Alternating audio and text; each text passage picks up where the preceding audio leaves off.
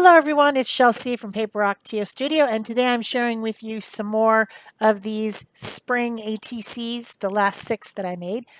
The predominant comment from yesterday's video was, yes, we want to see the rest of them, even though they're kind of the same, they're a little bit different, everyone's a little bit different. So I just decided to go ahead and film and edit the rest of them. With the exception of one, which somehow got lost, but I included it in the batch anyway because I like it the best of all of them. But I lost the footage somehow. That sometimes happens. It's weird.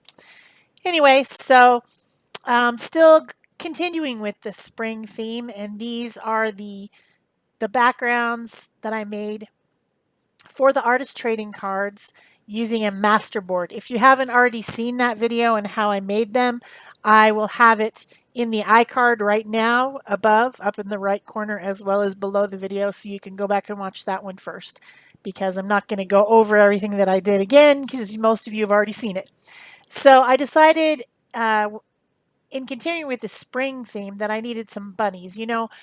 Some of you who've been watching me for a really long time on my channel know that I have a unique and special uh, relationship with the bunnies in my backyard. They're so cute and I love them and I love to watch them. But the flip side of that is sometimes they're a little bit snarky and they don't give me the respect that I think I deserve, and they eat my plants. But nowadays, we aren't really having any bunny eating plant issues because my new rescue dog that I got in December, Mika, has barked all the bunnies down. She looks for them and then she barks at them and they run away through the fence. So they're only safe on one half of we have a big fence that divides the pool from the other half of the yard, and Mika's in one side, which there's then a big fence in between. So the bunnies can be on the pool side and be safe from Mika, but she'll still bark at them. So I'm not sure if we're going to have a lot of cute little bunnies hopping around with their little white butts. But I sure enjoy watching them. I just wish that they wouldn't eat my plants. We've kind of switched to plants that they don't really like to eat as much anymore. They like soft green things, and most of the plants in our yard these days are spiky, prickly plants. So anyway, I drew this little bunny and I'm coloring him with some watercolors. These are half pans of tube watercolors. And I drew it in pencil and then I went over it with Posca pen, the fine black liner, which is acrylic paint, so it's permanent and it leaves my illustration lines and lets me watercolor over them, which is a nice look. The bunnies that hang around in my yard are brown. They're not white bunnies. I know other people have little white bunnies, but we have brown bunnies with white butts. That's the kind that we have. So I cut that out and then I am gluing it down to this ATC background, and then it has a little bit of that raffia-like ribbony, crinkly stuff. I put it together.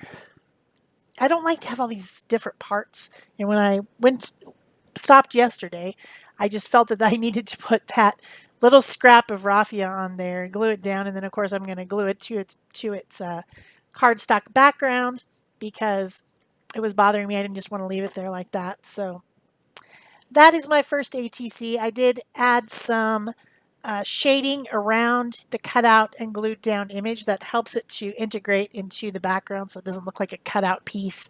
And I used a gray Faber-Castell Artist Pit brush marker, which is an India ink type marker, and I did blend it out a little bit with my water brush, and that one is done.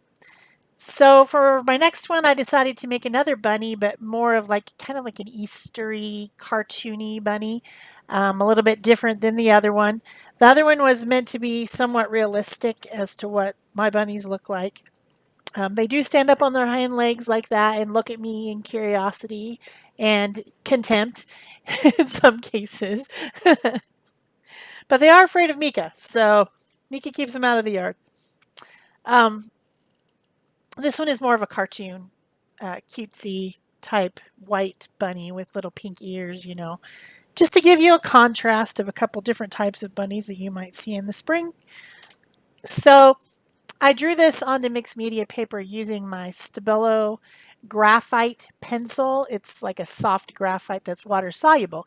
And in keeping with keeping this bunny white, I just used the graphite itself, which is water soluble, to make the grayness, the shadowing around by just using my water brush to kind of smear the graphite pencil. And then I used a little bit of distress crayon that was laying on my desk to make some light watery pink. And I put that on the ears, the cheeks, and the tummy of the bunny. And then I'm just using those Faber-Castell Artist Pit Brush markers to color this little halo of flowers on its head, trying to keep with light springy colors. And then I did bring in the light gray marker and add in a little bit more shading. And I think I also went over the lines, pressing harder. I might have done that after I already glued it down. Pressing harder with the graphite to make it a little bit more dark because they seemed a little bit light after I'd smeared them with the water. Of course, that lightens up because it dissolves some of the graphite. So I went back over and added in some more darker areas with the graphite pencil again. And this is another one of the ones that I cut down small enough so that it could have a backing of green cardstock. And so I'm gluing that down to that. Apparently I'm drying something, but I don't know what. Not sure what I needed to dry, but I must have, I dried things off and on all through this process, and I cut out most of that drying time because you don't need to watch paint and ink and things dry. So then this one had a very dark area on one side, like it was a very intense shadow, like the sun was coming from the left and brightening up. So on that side, I added a little bit of dark blue to add a shadow. And then on the other side, I used the gray to add the shadow around the image, the cutout image, makes it integrate into the ATC much better, makes it look, it just looks better. Shadows and highlights are where it's at. It just makes it look better. Every time you do it, if you take the extra little bit of time to do this, you will be much more happier with your end products. I also did add in some white highlights with my white Posca pen because I always like to do that. And that one was complete. I also went around the edge of oh, that was what I was drawing. I used an ink pad to go around the edge of the layered piece to make a dark edge around. And my ink pad is really juicy because I've just recently re-inked it. And that's what I was drawing because it was getting all over my hands and making black lines on my hands. So this next one I decided to do with Posca pens, and there was already some stenciling on there that looked the shape of a flower, and so I outlined that with my black Posca pen and added some details. And then I started to draw in some more spring flowers with my black Posca pen, just, doodly type, nothing fancy, just little doodle flowers and some little bees, some grass, things like that with my fine tipped black Posca pen. This isn't the extra fine, it's the regular fine tip black Posca pen. There'll be a link below the video for you to purchase these. I purchased them, the fine tip blacks and the fine tip whites, in packs of 3 because I use them so frequently. I just use them all the time. So, like all the time. You guys know this. So then I got out some colors of my medium tip Posca pens. These came in a set together. And I'm using my water tank brush to pick up the paint. I just like press down on the tip to make a puddle of paint from the pins onto my under paper. And then I pick it up with my water brush pen, and this reduces the opacity a little bit of the paint, and it makes it easier for me to control and paint, like really paint like a brush instead of coloring. When I color with these, and you will see, then I think the next one I did with the butterflies, I just colored with the pins, and when I do that, I don't get right up next to the lines as well. If I do it with the brush, I have more control and I can get right up against the lines. And I can also let a little bit of the background shine through because it is making the Posca pen ink more translucent because it's mixing it with water. Whereas when you do it straight, it is opaque. It will cover up anything, any of the underpaint. So if you want some of the background to show through, then that's a good way to do it. Still nice and bright colors and matte. It's not shiny. It's not smelly like so many pens are these days. And I really enjoy the Posca pen. So after I was done coloring, I went back over and added back in my illustration lines with my black pen in areas where I had covered up the lines a little bit, and did a little bit of correcting. There was a spot that was kind of weird, and I corrected it. It's still a little bit weird as I look at the card. I have them here on my desk in front of me, but whatever, you can tell it's some spring flowers growing, so that's what matters. And a couple little bees, little cute bees flying around pollinating like they do. Those smart little bees are world pollinators, very important. I went around the edge of this one with my black ink pad. I'm still just kind of correcting a few things. I added some little white dots around to make it a little bit more whimsical. Some white highlights here and there with some lines with my fine tip white pen. And then that one was pretty much done. I didn't even put a word or anything. I just have the drawing on there. And yeah, some flowers. In the picture at the end, you'll see another flower, one that has a watercolored flower on it. That one was the next one I made, and I drew the flower on some paper, my mixed media paper, and cut it out and watercolored it and glued it on there. But I don't know what happened. Somehow that footage just disappeared. I can't find it. I don't know. It's weird. Anyway, the next one I moved on to after that was a butterfly, because I've been seeing butterflies outside flying around near my tomato plants. I've planted 4 tomato plants in my raised gardens because it's still cool here, but it's definitely warm enough to plant our tomatoes like I did last year. We had a lot of fun making tomato pie and different things, and so I have a purple heirloom tomato, some little grape tomatoes, those little small ones, some of the small pear-shaped yellow tomatoes, patio tomatoes, and then a hybrid big boy type, big beefsteak type tomato. So we'll see how those do this year. It'll be fun. So I'm just drawing this butterfly with my fine tip black Posca pen, and then I'm going to color it using the Posca pens. This still baffles me. I have a set of Posca pens, and they're called Naturals. And I don't know why they're called Naturals, because they don't look like natural colors to me. What I would have called them is pastels. But it's a different set, and these are medium tips. And they have some different colors, like this. This color is really close to Naples yellow, which there's a lot of that in the background. There's a peachy color that's kind of like almost like an orangey peach skin color, and there's a light pink and a little bit darker orange, and some, just they're pastels. This one is like a orchid lavender color, so they should have just called them pastels, because that's what they are. But it's called the Natural set, and I will link it below the video. Purchased it off of Amazon, and it's just fun to have a lot of different colors. I think there might be even more colors I don't have in Posca pens, because these are not manufactured in the United States. So they're manufactured by a company called Uni, and I think it's in some Asian place. It has a writing on it that's not English. So I'm not familiar enough with the languages from Asian countries to know which one it is, but might it be China? Maybe.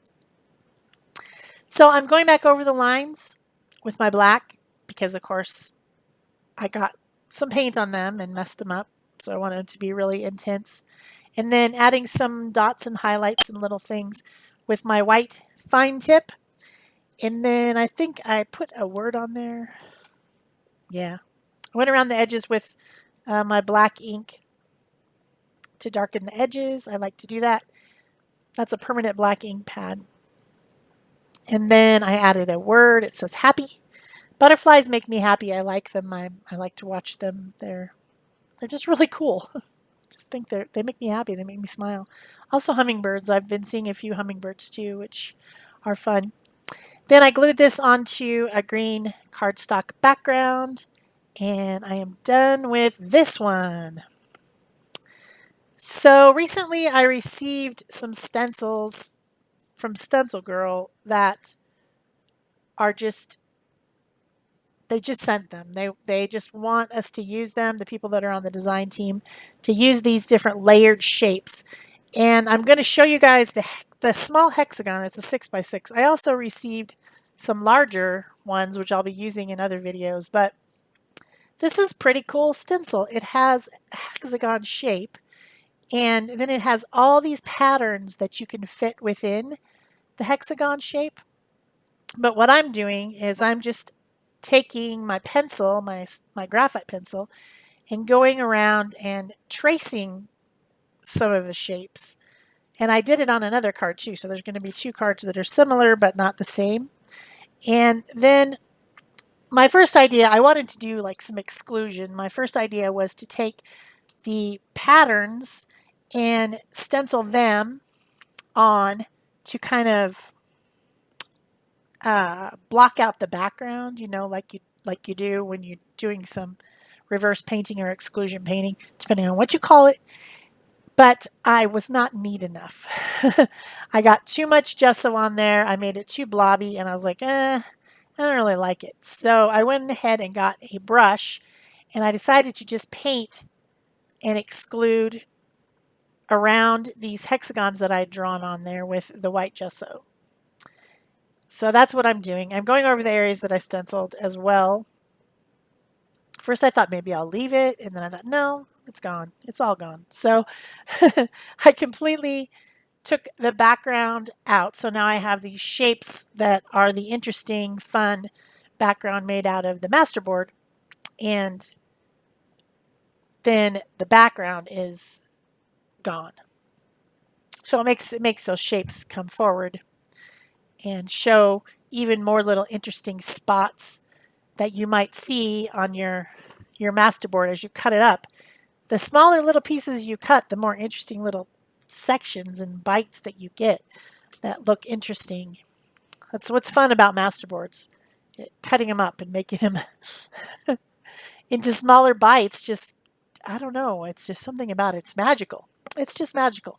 So then I got the stencil back out, and I got some heavy body acrylic paint from Dina Wakley and a sponge pouncer, which I think I can be more accurate and not make it blobby. You know, that's always something you worry about. If I really cared, I could have sprayed some pixie spray on there, some stencil adhesive, and then there would definitely be no blobbing because nothing would be able to get under the stencil. But I didn't do that. I still thought I could do it without stencil spray. So I'm using some of the different pattern sections to fill in the rest of the hexagon pattern in the background with this evergreen color from Dina Wakley. And then I'm going to go even more crazy and add in some cheddar here in a second, which is another one of her colors, is an orange color, which I think goes well with all my spots because there is some orange color in there. I hope you're enjoying this video. Lots of you asked for it, so here it is. If you are, please remember to give it a thumbs up, leave me a comment or question below, subscribe if you haven't already, and you can share this or pin it on Pinterest. All those things are really helpful. Also, if you use my links underneath the video to go to Amazon or places like that, if you use my links, I get a few cents. Some of the links I don't, like the Stencil Girl ones don't. But anyway, that's helpful to let me buy more new art supplies to use on my channel. So I put some orange on over some of the other patterns. So I layered the patterns one on top of each other. And then I'm kind of cleaning up and using that graphite to kind of make some more intense shadows around the hexagons, which makes them stand out from the background even more. I'm not going to say the P word. You know what I'm talking about.